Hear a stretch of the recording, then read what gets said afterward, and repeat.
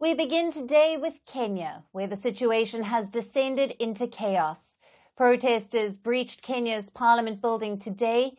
They set parts of it on fire and destroyed the furniture inside. Take a look.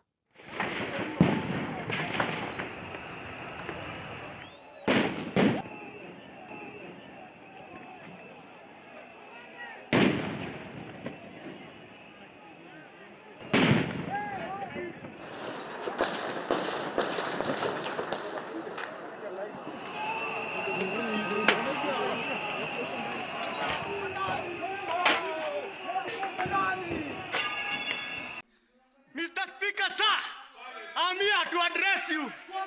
You must go. Ruto must go. We don't fear you guys. You hypocrites. We don't fear you. Mr. Speaker, we don't fear you. To Kondani, we stomped inside.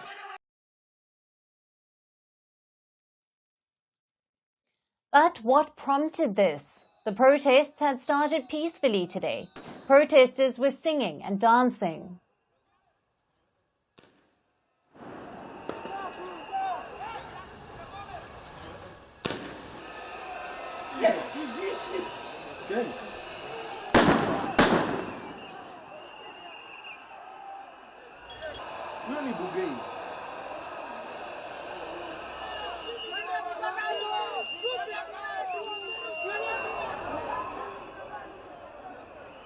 Chanting that they were peaceful. So then what led to the Kenyan protesters finally losing their cool?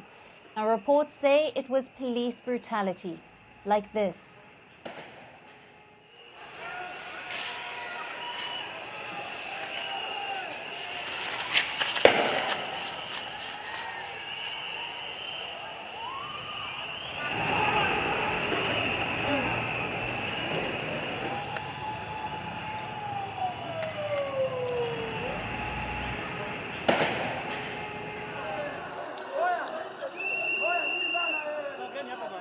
As usual, the police began with tear gas and water cannons. They've been using this against protesters for days.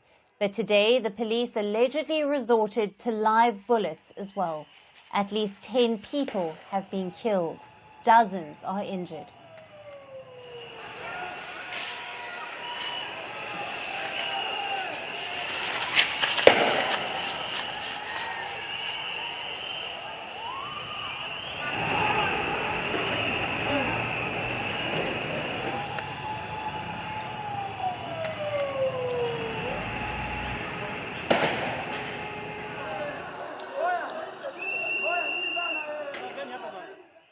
Live rounds were fired at the protesters who had gathered around Parliament to demonstrate. They had gathered to urge their MPs to reject Kenya's new finance bill. But they were greeted with bullets. While the MPs voted for the new finance bill anyway. Now let's rewind a bit to see why this bill sparked the violence that you just saw. Kenya's finance bill is their annual budget. It is passed for the duration of a financial year, from the 1st of July to the 30th of June 2025. Kenya's parliament was discussing the next finance bill, the budget for 2024 to 25. And what they have come up with has angered the Kenyan people. Initially, they had proposed a slew of new taxes to generate $2.7 billion in additional revenue. The first draft of the finance bill proposed taxes on bread, cooking oil, motor vehicles, sanitary pads, diapers, changing a cell phone plan. Basically, these taxes would have affected everyone. About a third of Kenya's people live in poverty. And the country has been suffering for the past few years. Like most other countries, it was devastated by the COVID-19 pandemic. Then came the war in Ukraine, leading to a cost of living crisis. This was followed by 2 consecutive droughts and a depreciation of the currency, the Kenyan shilling. All of these factors combined have brought the people to a breaking point. And the final straw was the new finance bill with its unending taxes. This bill is championed by Kenya's president, William Ruto. Ruto came to power in 2022. And he has been raising taxes ever since.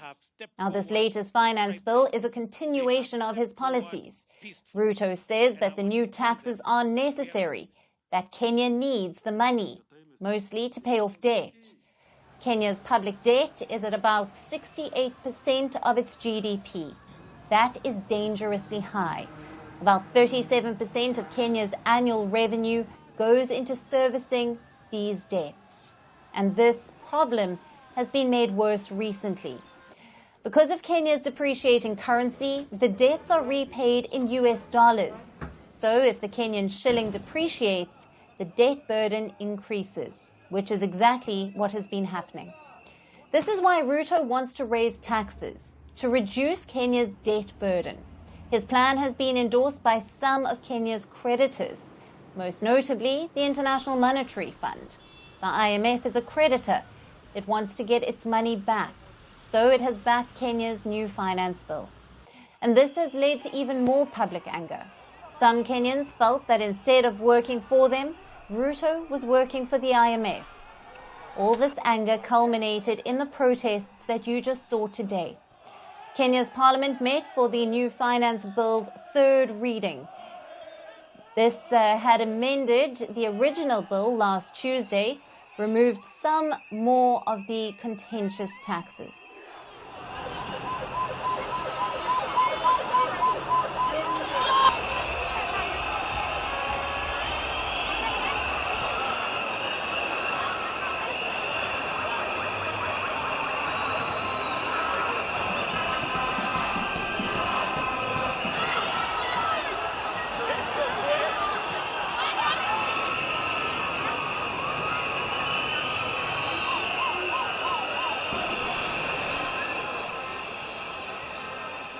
But for the protesters, the bill was already tainted.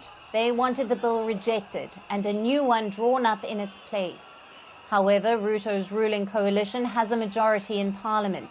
They rammed the bill through anyway, with 195 votes for and 106 votes against. The bill will now go to Ruto's office. If he signs it, it will become law.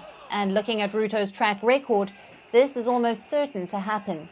And that is why the protesters were desperate to get into parliament. They wanted to stop the MPs from sending the bill to Ruto. And that is why violence erupted at the Kenyan Parliament building today. Now, the levee has been breached now. The once peaceful protests have been marred by violence. And we'll see how the authorities react over the next few days.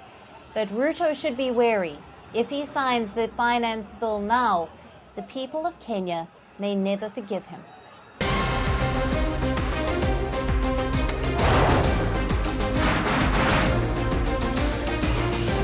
On the today, the T20 World Cup run by defense moved across to the West Indies. What can we expect